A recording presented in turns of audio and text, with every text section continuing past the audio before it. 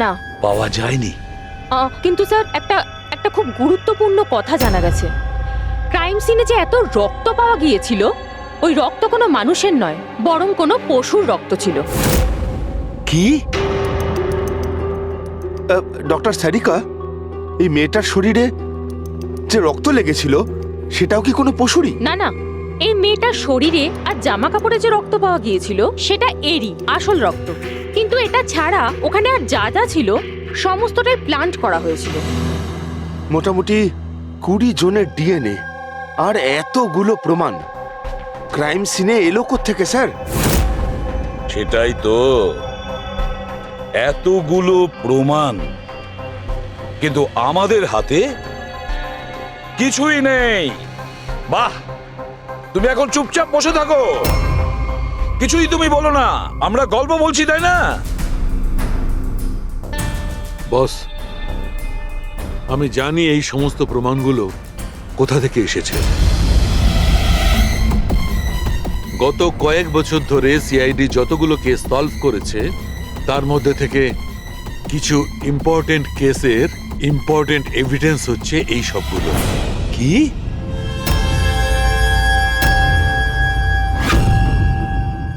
Sir, আমি ওই মহিলা আর তার বাড়ির ব্যাকগ্রাউন্ড সম্পর্কে সব চেক করলাম। ওর পরিবারের 2-3 জন খুনের অভিযোগে জেল খাটছে, আর ওই মহিলার বাইপোলার ডিসঅর্ডার আছে।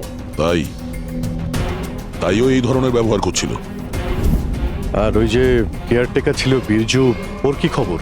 স্যার, ওনার ফোনের লাস্ট লোকেশন ওই বাংলোর বাইরেটাই দেখাচ্ছে, তারপর থেকে অফ রয়েছে, খোঁজার চেষ্টা চলছে। অদ্ভুত ব্যাপার, ওই বাংলোতে এত কিছু ঘটে গেল আর ওই বাংলোর মালকিন কিছু জানেই না, কেয়ারটেকার উধাও। আচ্ছা, ও আবার অসুস্থতার আড়ালে কোনো গেম খেলছে না তো? হতে পারে, নজর রাখতে হবে ওর উপরে। পঙ্কজ, যে মেয়েটা লাশ পাওয়া গেছে তার ব্যাপারে জানতে পারলে কিছু? স্যার, সব পুলিশ স্টেশন, নিউজ পেপার আর নিউজ চ্যানেলে পাঠিয়ে দিয়েছি, কিছুক্ষণের মধ্যে জানতে পেরে যাবো স্যার। চালু খেয়ে আমাদের পুরনো কেসের প্রমাণগুলো ওখানে কি করে গেল? চুপ করে বসে থাকলে হবে না, আমার উত্তর চাই। তুমি ফরেনসিক সার্জন, তুমি এই ফরেনসিক ডিপার্টমেন্টের ইনচার্জ, নিজের দায়িত্ব এড়িয়ে যেতে পারো না। বস, ছাড়ো তো। আমি আমার দায়িত্বটা খুব ভালো করে কি জানি। করেছো দেখতেই পাচ্ছি। তাহলে এটা বলো, আমাদের পুরনো এভিডেন্স আমাদের রেকর্ড থেকে উধাও হলো কি করে? বস, বস একটা কাজ করছি, রেকর্ড রুমে গিয়ে ওখানে জিজ্ঞাসাবাদ করি, জানতে পারা যাবে বস ওখানে কি গন্ডগোল হয়েছে। প্লিজ। এতগুলো প্রমাণ কিভাবে উধাও হলো আপনারা জানতেন না? প্রমাণগুলো কত ইম্পর্টেন্ট। তাহলে আপনারা থাকা সত্ত্বেও এই চুরি হলো কি করে? কিভাবে প্রমাণগুলো উধাও হলো? স্যার, আমার উপস্থিতিতে চুরি হয়নি স্যার। তাহলে চুরি কবে হয়েছে? স্যার, এই চুরি হয়তো রাত্রে হয়েছে, কেননা আমরা তো রাত্রে থাকি না, তাই না? এই জন্য চুরি হয়েছে। আর আপনি, আপনার কি বক্তব্য শুনি? স্যার, আমি ডাক্তারবাবুকে কতবার বলেছি যে লকগুলো ঠিক করিয়ে নিতে, দরজা জানলা ঠিক করে নিতে, সিসিটিভি ক্যামেরা লাগিয়ে নিতে, কিন্তু ডাক্তারবাবু আমাদের কথা শোনেনি না। তাছাড়া আর কি? আর কি? স্যার, ও জানি না কাদের নিয়ে মাঝে মাঝে চলে আসেন আর বলেন যে পুরনো এভিডেন্স দেখার আছে। ও কাকে এনেছিল? গত 3 মাস আগে কাউকে নিয়ে এসেছিলেন আর বলেছিলেন ক্রাইম জার্নালিস্ট ইনি পুরনো এভিডেন্স দেখতে চান। বস, বস ও একজন জার্নালিস্ট ছিল, ফরেনসিকের উপর একটা আর্টিকেল লিখতে চাইছিল, আমাকে রিকোয়েস্ট করলো আর আমি পারমিশন দিয়ে দিলাম। দেখো সালুকে, তুমি খুব ভালো করেই জানো যে এখানে বাইরের লোকের ঢোকার অনুমতি নেই, আর তুমি জার্নালিস্টকে এনেছিলে। স্যার, আগের মাসেও স্যার কলেজের স্টুডেন্টকে এনেছিলেন, ওকেও পুরনো তথ্য দেখাচ্ছিলেন। হতে পারে যে তাদের মধ্যেই কেউ চুরি করেছে। না বস, এটা হতে পারে না, ওরা তো ফরেনসিক স্টুডেন্ট ছিল, ওরা আমার কাছে এসে পারমিশন চাইছিল, স্যার আমরা স্টাডি করতে চাই, কিছু প্র্যাকটিক্যাল করতে চাই, আমরা কিছু শিখতে চাই, প্লিজ আমাদের পারমিশন দিন। তাই ওদের পারমিশন দিয়ে দিই বস। বস, আমার যথেষ্ট রেসপন্সিবিলিটি আছে, আফটার অল এটা তো আমার অধিকারও বটে। দেখো সালুকে, সিআইডি কে কলঙ্কিত করার তোমার কোনো অধিকার নেই, বুঝেছ? আর তাছাড়া ফরেনসিক শেখানোর জন্য এখানে কোনো কলেজ খোলা হয়নি। তুমি এখানে স্টুডেন্টদের আনলে কি করে? কার পারমিশন নিয়েছিলে? দেখো সালুখে, একটা কথা মনে রেখো, এই রেকর্ড রুমে চাইলেই কাউকে আনা যায় না। না আমি আনতে পারি, না তুমি আনতে পারো, না এ আনতে পারে, সে কোনো পরিবারের হোক বা কোনো বন্ধু হোক। আরে ভাই, হ্যাঁ অভিজিৎ, হ্যাঁ স্যার, যে মেয়েটা খুন হয়েছে তার নাম হলো টিনা, আর উনি ওই মেয়েটার বাবা। Doctor Nirav sir, head of forensic, Chennai. Doctor Nirav, Nirav, Nirav. আরে শালুকে আমার মেয়েকে মেরে দিয়েছে।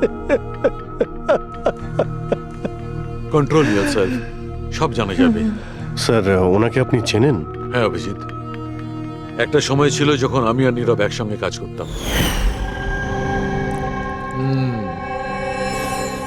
নীরব, এক মিনিট বস। কি কি এই দেখো ভাই, আমার সন্দেহটা একদম ঠিক ছিল, এতে টক্সিড আছে। আচ্ছা ডক্টর, শেষ কবে নাগাদ আপনার আপনার মেয়ে টিনার সঙ্গে কথা হয়েছিল? কবে দেখা হয়েছিল? আসলে কলেজের হস্টেলে থাকতো, দুদিন আগেই হারিয়ে। নীরব, নীরব শান্ত হও নীরব, যেই হোক ঠিক খুঁজে বার করব। আমি খুঁজে বার করব নীরব, আমি খুঁজে বার করব কে করেছে। না সালুখে, তুমি খোঁজ নেবে না। আমি খুঁজবো না মানে? মানে তুমি এই কেসে কোনো কাজ করবে না।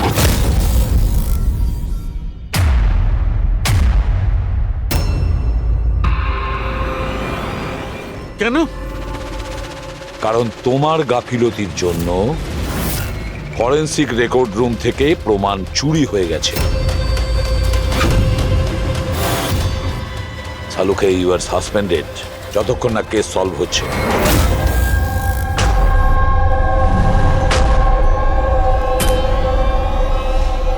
বস, তোমার কি মনে হয় এই সব কিছু আমার জন্য হয়েছে? তুমি আমাকে দোষারোপ করছো। দোষারোপ করছি না সালুখে, এটাই বাস্তব, আর সেটা তুমি খুব ভালো করে জানো। যদি না তোমার বন্ধু জার্নালিস্টকে ফরেনসিক রেকর্ড রুমে নিয়ে যেতে, না ওই স্টুডেন্টদের নিয়ে যেতে যাদের জন্য এই ঘটনা ঘটেছে, সেই জন্য তোমাকে সাসপেন্ড করতে হলো।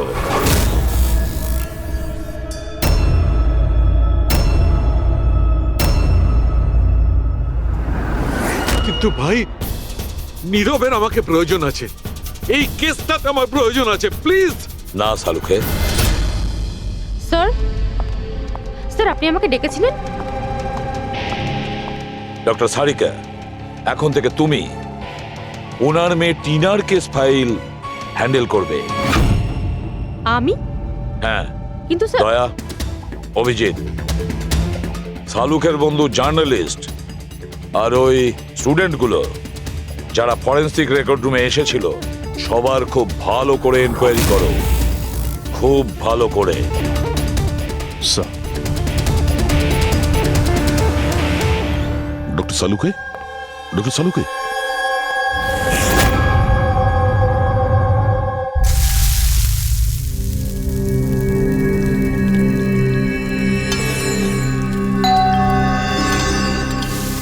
ওই এসে হাজির হয়েছে ওরা দুজন, দয়া আর অভিজিৎ, আমার কাটা খাই নুনে ছিটে দিতে। আমি জানি ওরা কি বলবে, স্যার কিচ্ছু হবে না, আপনার উপর আমাদের পুরো বিশ্বাস আছে, সব ঠিক হয়ে যাবে, ছাই ঠিক হয়ে যাবে। প্রথমে অপমান করে বাইরে বার করে দেবে, তারপর এদের দুজনকে পাঠাবে মলম লাগাতে। যাও যাও, ওকে একটু সান্ত্বনা দিয়ে এসো। ধ্যাৎ।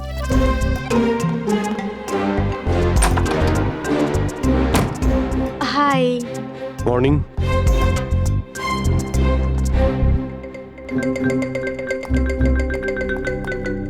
আরে কেন টেনশন নিচ্ছেন স্যার, সব ঠিক হয়ে যাবে। আমাদের আপনার ওপর পুরো বিশ্বাস আছে ডক্টর। আমরা বিশ্বাস করি আপনি কোনো ভুল কাজ করতে পারেন না, কিন্তু কি করব, প্রোটোকল তো ফলো করতেই হবে না। দেখো, তোমাদের থেকে আমি কোনো রকম সহানুভূতি চাই না। আর হ্যাঁ, তোমাদের এসিপি সাহেবের সহানুভূতিরও একদম দরকার নেই। আমি বাচ্চা নই, কাঁদছি না। আমি জানি প্রদ্যুমন নিজের ডিউটি সম্পর্কে খুব সচেতন হওয়া উচিত। গুড। স্যার আমার খুব খারাপ লাগছে, আই এম ভেরি সরি। আপনার সামনে এসিপি স্যার না আমাকে সারিকা, লজ্জা পাবার কোনো দরকার নেই। তুমি নিজের কাজটা মন দিয়ে করো, প্রত্যেকটা জিনিস মন দিয়ে দেখবে, কোনো না কোনো সূত্র নিশ্চয়ই পাবে। আমরা যা কিছু স্পর্শ করি আমাদের ছাপ রেখে যাই। রিমেম্বার, এভরি কন্ট্যাক্ট লিভস এ ট্রেস বিহাইন্ড। ব্যাস এই ফর্মুলাটা ফলো করবে। আর হ্যাঁ, যতদিন এই কেসটা সলভ না হয় প্লিজ এখানে আসবে না। স্যার আমি জানি আমি নিরপরাধ, আর আমি সেটা প্রমাণ করেই ছাড়ব। ততদিন পর্যন্ত প্লিজ লিভ মি অ্যালোন। তোমরা কেসটা মন দিয়ে করো।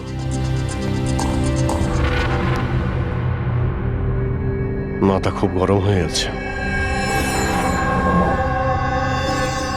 স্যার, খুব খিদে পেয়েছে। আজকে কি রান্না করেছেন?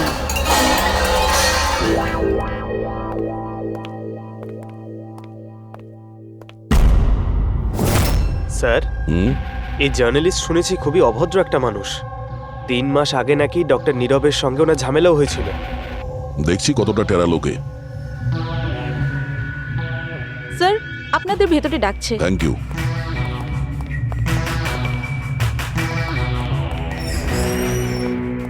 আরে বাহ, ভাগ্য আমার।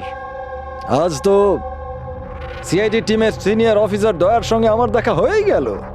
আরে বসুন বসুন। আমরা এখানে বসতে আসিনি। আরে এত রাগের কি আছে মশাই? আচ্ছা ছাড়ুন চাকে। এটা বলুন যে কি খাবেন? চা, কফি, ঠান্ডা? ঠান্ডা ঠান্ডা ফান্ডা খাই না আমরা।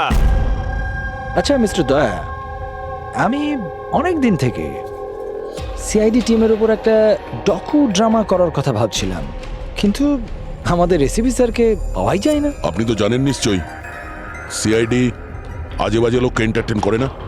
আপনি সোজা আসল কথায় আসবেন। হ্যাঁ নিশ্চয়ই, 20 বছর ধরে আমি এই প্রফেশনের মধ্যে আছি, সব সময় পয়েন্টেই থাকি। বলুন, সবার প্রথমে কি জানতে চান? ডক্টর নীরবের সঙ্গে ঝগড়ার ব্যাপারে, নাকি ফরেন্সিক রেকর্ড উইং এর বেহাল অবস্থার ব্যাপারে? ডক্টর নীরবের সঙ্গে তোমার ঝগড়াটা কি ছিল? না, আমার সাথে ওর কোনো ঝগড়া ছিল না। আমি শুধু ওকে সততার একটা আয়না দেখিয়েছিলাম। ওর খারাপ লাগলো সেটা। তার মানে হলো, ডক্টর নীরবের কাজের ওপর আমি একটা আর্টিকেল লিখেছিলাম। আমার হিসেবে উনি ফরেন্সিক কাজের জন্য বিশ্বস্ত ছিলেন না, সামান্য ঢিলে ঢালা টাইপের ফরেন্সিক এক্সপার্ট ছিলেন। সেই জন্য তিনি আমার ওপর মানহানির কেস করে দিলেন। খুব অসম্মান হয়েছিল ওনার। আমি ওনার কাছে ক্ষমাও চেয়েছিলাম, কিন্তু এখন ওনার মেয়ের মৃত্যুর খবর শুনে আমার খুব খারাপ লেগেছিল। আর আপনি দুঃখ প্রকাশ করার জন্য এভিডেন্স রুম থেকে এভিডেন্স চুরি করে সেখানে ফেলে দিলেন যেখানে নীরব বাবুর মেয়ে খুন হয়েছিল। আরে দাদা, আমি এটা কেন করতে যাব? আমি কেন পুরনো হার আর রক্তমাখা শাড়ি চুরি করতে যাব? তাহলে তুমি ওই এভিডেন্স উইং এ কি দেখতে গিয়েছিলে? ফরেন্সিক ল্যাব থেকে এভিডেন্স কিভাবে চুরি হয় আমি সেটা দেখতে গেছিলাম। আমি আপনাদের কাজের দুর্বলতা দেখতে গেছিলাম। থাক, এসব যেতে দিন, এগুলো বলার কোনো দরকার নেই। এখন তো আপনারাও সবটা জেনে গেছেন বোধহয়। দেখুন, বেশি বক্তৃতা দেবেন না আপনি। যতটা জিজ্ঞেস করা হচ্ছে ততটার উত্তর দিন, কেন? ব্যাস। যে নিজেদের কথা উঠলো অমনি ঝাল লাগলো? আপনাদের কাছে কি এই কথার উত্তর আছে যে কে কিভাবে ফরেনসিক ল্যাব থেকে জিনিসগুলো চুরি করলো? আমার তো মনে হয় খুনি আপনাদের দুর্বলতাটা দেখাতে চেয়েছে। যাক, ছাড়ুন সেসব। এখন বলুন যে এই সিআইডির ওপর ডকু ড্রামা সিরিজ কবে শুরু হচ্ছে? স্যার, এনাকে ব্যুরো নিয়ে যাই। মনে হচ্ছে ঠিকঠাক উত্তর উনি ওখানেই দেবেন। তার জন্য অনেক লম্বা চওড়া প্রসেস আছে। আর তাছাড়া প্রমাণও তো থাকতে হবে না, তাই তো দয়া? খুব তাড়াতাড়ি দেখা হবে। প্রসেস পুরো করে সমস্ত এভিডেন্স নিয়ে আসবো। আর তখন কথা বলবো সিআইডির ওপর ডকু ড্রামা বানানোর জন্য। হ্যাঁ,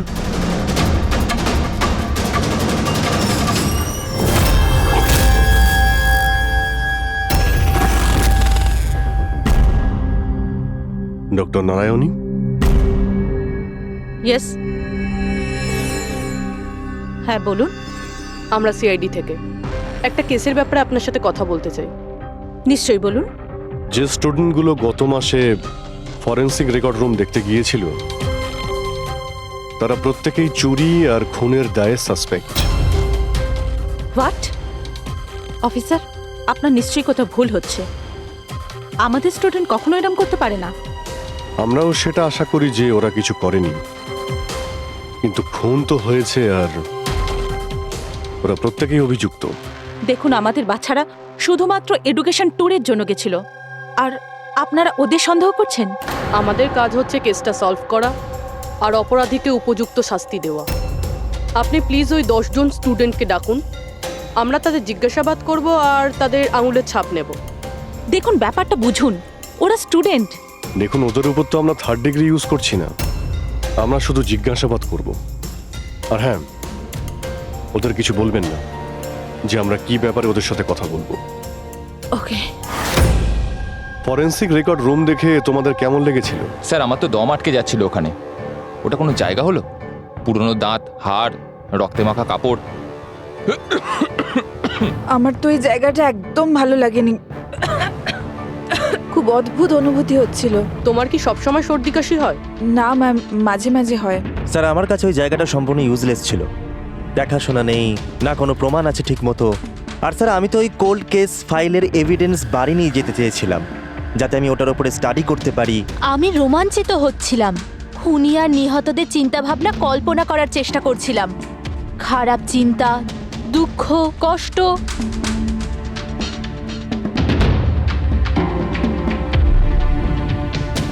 স্যার, এখানে তো 9 জন রয়েছে, একজন নেই। হ্যাঁ, আজকে একজন স্টুডেন্ট অ্যাবসেন্ট আছে, ওর শরীর ঠিক নেই। সে কে? কি নাম তার? সারিকা। সারিকা? ওর ব্যাপারে পুরো ডিটেলসটা চাই। হ্যাঁ সারিকা, কিছু কি পাওয়া গেল? দেখো, আমাদের হাতে কিন্তু সময় নেই। স্যার, আমি বারবার চেষ্টা করছি যদি কোনো প্রমাণ হাতে পেয়ে যাই, যাতে সালু খেসার যে নির্দোষ এটা প্রমাণিত হয়।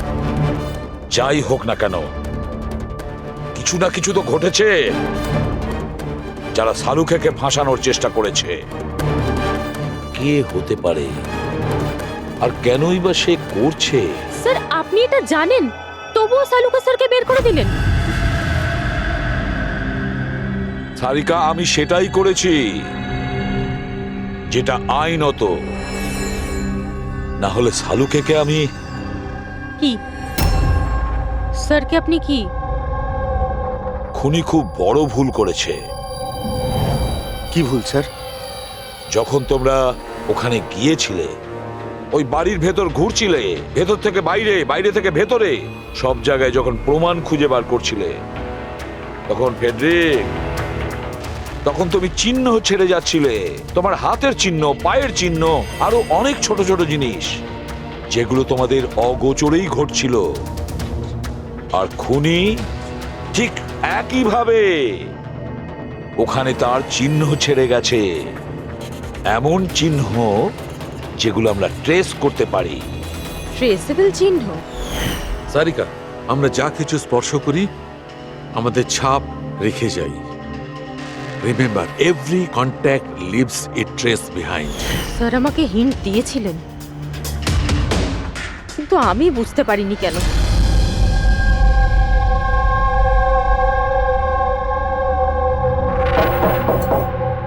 হ্যাঁ বলুন। সারিকা কোথায়? আপনারা? সিআইডি। আপনি কে? স্যার, আমার নাম রূপালী। আর সারিকা? স্যার, ও তো এখানে নেই, কালকেই চলে গেছে। কোথায় গেছে? ম্যাম, ও নিজের বাড়ি চলে গেছে। কালকে ও এলো, তারপর তাড়াহুড়ো করে নিজের ব্যাগ প্যাক করলো, আর খুব তাড়াহুড়োতে ছিল তাই নিজের ফোনটাও ফেলে গেছে। কোনো কারণ কি বললো এত তাড়াহুড়ো করে বাড়ি যাওয়ার জন্য? হ্যাঁ স্যার, ও বলছিল যে ওর বাড়ির কোনো লোক অসুস্থ আছে। কি? স্যার ফরেন্সিক সেন্টার থেকে জানতে পারলাম সারিকা অসুস্থ, আর এ বলছে যে ওর বাড়ির কেউ অসুস্থ। হুম। কিছু তো একটা ব্যাপার আছে। আচ্ছা রূপালী, এই সারিকার বাড়ি কোথায়? স্যার কানপুর। কানপুর। আর তোমরা একসঙ্গেই থাকতে? হ্যাঁ স্যার, আমরা রুমমেটস ছিলাম। আচ্ছা, তোমরা কতদিন একসাথে রয়েছো? এই হবে 8-9 মাস। 8-9 মাস ধরে তো একে অপরের ব্যাপারে নিশ্চয়ই ভালোই জানবে।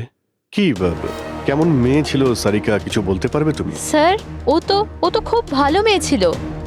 ইনফ্যাক্ট ও নিজের কাজ নিয়েই ব্যস্ত থাকতো, মানে ফরেন্সিক ইনস্টিটিউট যাওয়া, ওখান থেকে ফিরে আসা, এইসব নিয়েই থাকতো। Forensic centre? তো ও কি ওখানকার কোনো কথা তোমাকে বলেছিল?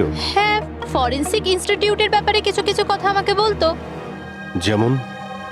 যেমন এই কিছুদিন আগেও আমাকে বলছিল যে তুই জানিস রূপালী, প্রমাণ ট্রেস করে যে কাউকে ফাঁসানো যেতে পারে। রিয়েলি? কিন্তু এটা কিভাবে হতে পারে? আরে বোকা, সব কিছু হতে পারে। আমি সব করতে পারি। যে কোনো কেসকে পাল্টে দেওয়া যায় শুধুমাত্র প্রমাণের ওপর ভিত্তি করে। এবার দেখ আমি কিভাবে সবার মাথা ঘুরিয়ে দিতে পারি। স্যার, টিনা আর ডক্টর সালুঙ্কের কেসেও তো তাই ঘটেছে। আর এই সারিকাও কেটে পড়েছেন। ওকে তাড়াতাড়ি খুঁজে বের করতে হবে।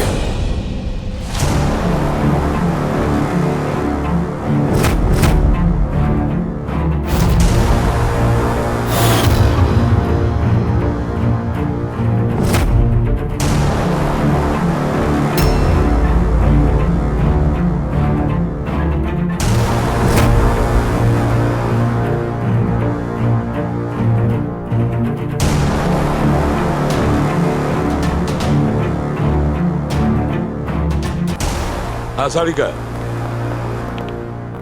স্যার খুনি যেই হোক না কেন, যে এতগুলো প্রমাণ চুরি করেছে আর ক্রাইম সিনে প্লান্ট করেছে, এটা করার সময় ও নিশ্চয়ই জিনিসগুলোকে ছুঁয়েছে। কিন্তু ডক্টর সারিকা, আপনিই তো বলেছিলেন যে কোনো আঙুলের ছাপই পাওয়া যায়নি, তাহলে এই জিনিসগুলো ধরলো কি করে? আঙুলের তো কোনো ছাপ পাওয়া যায়নি, কিন্তু আমি এটা বলার চেষ্টা করছি যে এত প্রমাণ ও চুরি করেছিল আর ক্রাইম সিনে প্লান্ট করেছিল, এখন এত পরিশ্রম করার পর ওর একটু তো ঘাম হয়েই ছিল। মানে sweat analysis? Exactly, sweat analysis করেছি। আর ওই প্রসিডিওরে আমি একটা ডিএনএ পেয়েছি। এই দেখুন, এই ডিএনএ থেকে আমি এটাই জানতে পেরেছি যে এই লোকটার একটা বিশেষ ধরনের রোগ আছে, সিস্টিক ফাইব্রোসিস। এটা কি ধরনের অসুখ? এটা একটা জেনেটিক রোগ পুরবি। এই রোগটা থেকে মানুষের বডি অর্গানস যেমন কিডনি, লাংস, প্যানক্রিয়াস, ইন্টেস্টাইন সব ড্যামেজ হতে থাকে। কিন্তু ডক্টর সারিকা, এই রোগটা চেনা যায় কিভাবে? মানে কোনো সিমটমস তো আছে? সিমটমস আছে। যদি এই রোগটা অনেক বছর ধরে থাকে তাহলে সেই মানুষটার গ্রোথ পুয়ার হয়ে যায়, ফ্যাটি স্টুলস হতে থাকে, শ্বাস নিতে প্রবলেম হয়, খুব কাশি হয়, ইনফ্যাক্ট সাইনাস ইনফেকশন হতে পারে। শ্বাস নিতে কষ্ট আর কাশি। আচ্ছা, তার মানে এরকম পেশেন্টদের নিশ্চয়ই হসপিটালে বারবার যাতায়াত করতে হয়। কনস্ট্যান্ট মনিটরিং এর দরকার হয়। ব্যাস, তাহলে অভিজিৎ, শহরে যতগুলো হসপিটাল আছে সেখানে গিয়ে খোঁজ নাও এই ধরনের রোগী কজন আছে, আর তাদের মধ্যে কি এমন কোনো পেশেন্ট আছে যার আমাদের এই কেসের সঙ্গে কোনো সম্পর্ক আছে।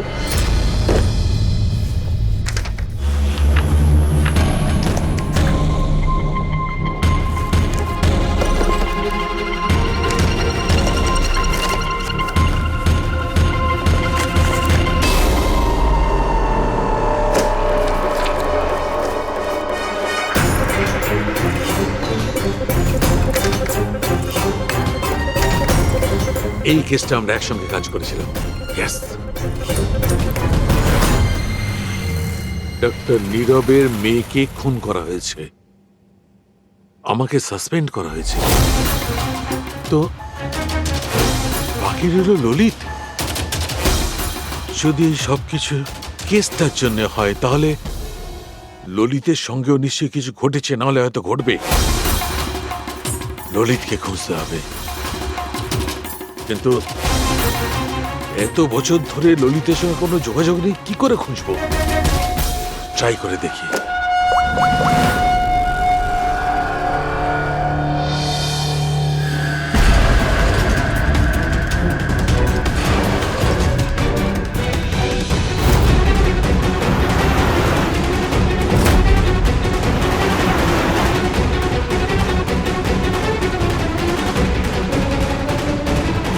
আর ইউ শিওর এটা ওনার ছবি? হ্যাঁ স্যার, উনি। আর ওনাকে হসপিটালে 2-3 বার আসতেই হয়। My god, thank you very much. Thank you.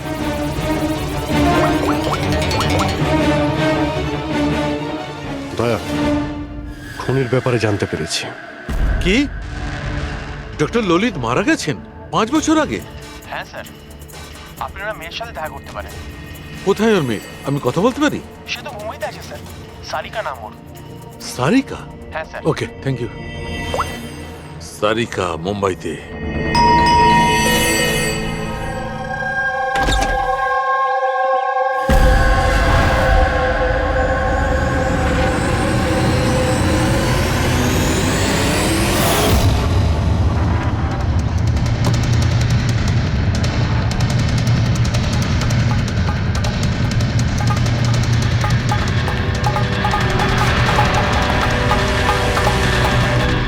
সত্যের খুব কাছেই আছো তুমি।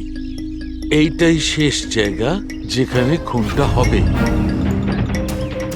অপেক্ষা করছি তুমি আসবে ওইখানে যেখান থেকে সব শুরু হয়েছিল 8 বছর আগে।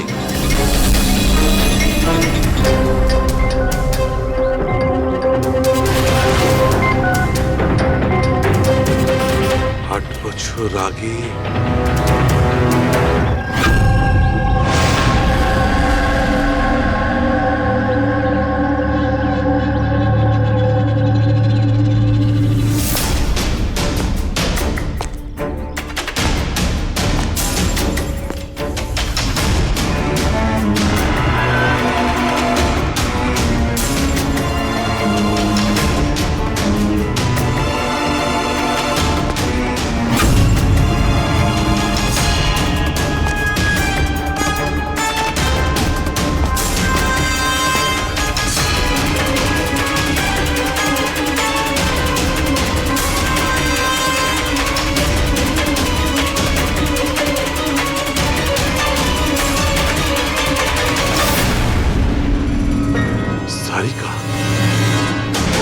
একে কে মারল?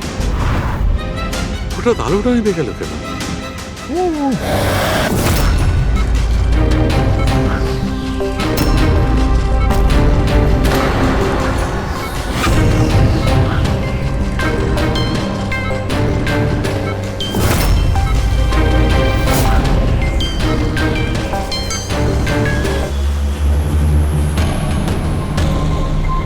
স্যার, সালুনকা স্যারের ফোন তো বাজছে, কিন্তু উনি ফোনটা ধরছেন না। উনি আবার বিপদে পড়েননি? ডক্টর সালুকের ফোনের লোকেশন এক্ষুনি ট্র্যাক করো, দেখো কোথায় আছে। আর এই খুনিরও।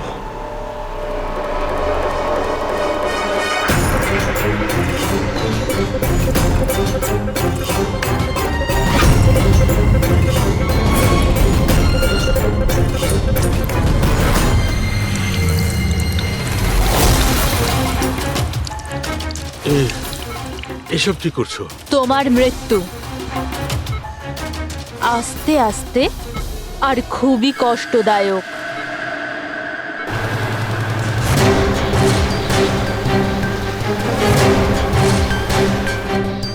তোমার শরীরের এক এক ফোঁটা রক্ত যখন তোমার শরীর থেকে আস্তে আস্তে বেরোবে না, তখন খুব মজা আসবে তোমার, তাই না? কিন্তু তুমি এসব কেন করছো? নিজের বাবার মৃত্যুর প্রতিশোধ নিচ্ছি। আরে খুনি হচ্ছ তোমরা 3 জন। তোমার বাবা রঘু? হ্যাঁ, রঘু, যাকে তুমি, ডক্টর ললিত আর ডক্টর নীরব মিলে মেরে ফেলেছো। আর তোমাদের জন্য আজ আমার বাবা আমার সাথে নেই। মেরে ফেলেছি? আমরা? কিভাবে? প্রমাণ জোগাড় করে মেরে ফেলেছো। তোমরা প্রমাণ জোগাড় করে আমার বাবাকে ফাঁসির শাস্তি দেয়া করিয়েছো। দেখো দেখো, প্রমাণ জোগাড় করা, শাস্তি দেওয়া, এটা ফরেন্সিকের কাজ। কাজ এটা?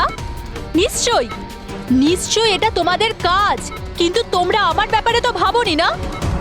ওই মেয়েটার ব্যাপারে যার থেকে যার বাবাকে ছিনিয়ে নিয়েছো। আমার বাবার মৃত্যুর পরে আমি ডিপ্রেসড হয়ে গিয়েছিলাম, আর এই সব থেকে বেরোনোর পরে আমি ভেবে নিয়েছিলাম, ঠিক করে নিয়েছিলাম যে আমি তোমাদের তিনজনকেই এই মৃত্যুর শাস্তি দিয়ে তারপরেই ছাড়বো। আর এই জন্যই তুমি টিনাকে মেরে ফেলেছো। হ্যাঁ, মেরে ফেলেছি আমি ওকে, কারণ আমি জানতাম ডক্টর ললিত 5 বছর আগেই মরে গেছে। আর পড়ে রইল তুমি আর ডক্টর নীরবের প্রশ্ন। তো আমি জানতাম যে ডক্টর নীরব নিজের মেয়ে টিনাকে খুব বেশি ভালোবাসে। টিনার মরে যাওয়ার পর ও নিজেই নিজেকে মেরে ফেলবে। আর তুমি, আর পড়ে রইল তোমার প্রশ্ন, তুমি তোমার ফরেনসিক অফিসকে খুব ভালোবাসো। যখন ওখান থেকে তোমাকে ধাক্কা মেরে অপমান করে বার করে দেবে, তখন তো তুমি নিজেকেই নিজে মেরে ফেলবে। কিন্তু সারিকা তোমার কি ক্ষতি করেছিল?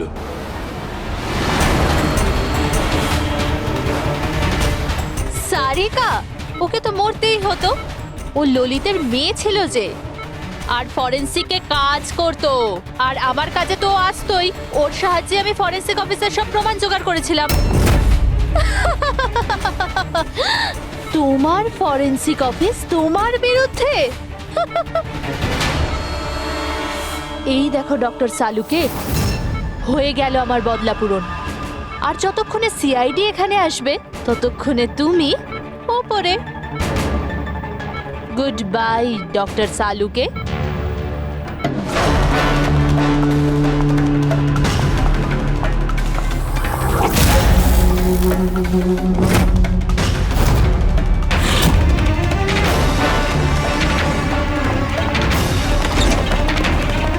রূপালী, খেলা শেষ তোমার। আমার খেলা শেষ নাকি সালুকের? বাঁচাতে পারবে তো তোমরা? তো বাঁচিয়ে নাও। রক্তের ঋণ তো চাপিয়ে দিলে বস আমার উপর। রক্তের ঋণ তো চাপাইনি আমি তোমার ওপর, আমি তো বরং তোমার ঋণ শোধ করলাম। অপরাধীদের শাস্তি দিতে সাহায্য করেছিলে, সেই ঋণ এবার শোধ করে দিলাম। আচ্ছা শোনো, অনেক রেস্ট হয়েছে, এবার কাজে লেগে পড়ো। তাড়াতাড়ি সুস্থ হয়ে উঠুন। সারিকা একা লাশগুলোর সঙ্গে কথা বলছে। ওহো, সারিকা, অভিজিৎ তো তোমার খুব প্রশংসা করছে। দেখো ভাই, এখন 1 সপ্তাহ তো আমি এখান থেকে নড়ছি না বস। এক কাজ করো না, ততদিন সারিকাকে দিয়ে কাজটা করিয়ে নাও। ঠিক আছে, তাহলে বিশ্রাম নিন। Silence please. হ্যাঁ